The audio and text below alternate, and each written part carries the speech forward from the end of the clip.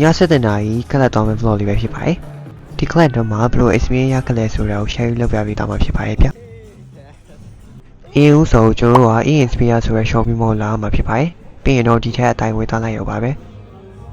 ဒီဆိုင်ရဲ့ location တော့ Tri Sky Beach Club ဆိုပြီးတော့ရရှာလိုက်လို့ရပါတယ်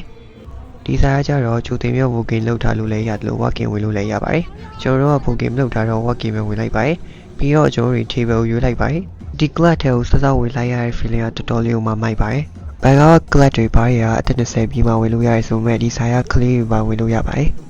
ဒီ class က ACC လေးနဲ့လောကချေလို့ကောင်းတဲ့နေရာလေးတစ်ခုဖြစ်ပါတယ်ပြီးရင်တော့သူရဲ့ service ကတော်တော်လေးမှကောင်းပါတယ်သူ့မှာအဲ့လို show ဝဲတွေရှိအောင်မလုံးအောင်မပေးရစီနဲ့တန်ပါတယ်အခုကတော့ကျွန်တော်လိုအပ်တာလေးမှာဖြစ်ပါတယ်ပြီးတော့သူ့မှာအဲ့လို fire show တွေလည်းရှိပါတယ်ကျွန်တော်တို့မဟာလီမြောက်လာဒီလိုကျွန်တော်အမနီယာကိုတက်ပေါ်ရိုက်ပြမှာဖြစ်ပါတယ်ကျွန်တော်တို့မဟာလီမြောက်လာသေးဘူးဆိုတော့ show ဝဲလေးဆက်ကြည့်လိုက်ပါတယ်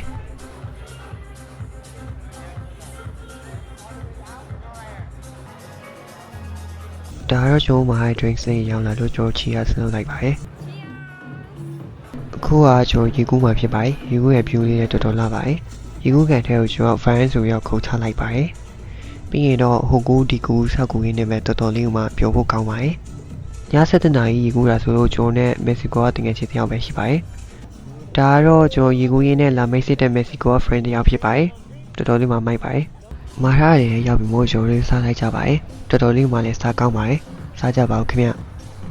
ဒီ class ရဲ့ view ကတော့တော်တော်လေးမှလာပါတယ်ခုကတော့ကျွန်တော်တို့ show ဝဲသွားကြည့်မှာဖြစ်ပါတယ်သူတို့ရဲ့ show ဝဲကတော့တော်တော်လေးမှမိုက်ပါတယ်ကျွန်တော်တို့ဒီဟာလေးကိုအောင်စားပြီးရင်ကျွန်တော်အိမ်ပြန်มาတော့မယ်ခုကကျွန်တော်ညတနာရီထိုးပြီးဆိုတော့ကျွန်တော်ဒီနေ့ကတော့တော်တော်လေးမှမိုက်သွားခဲ့ပါတယ်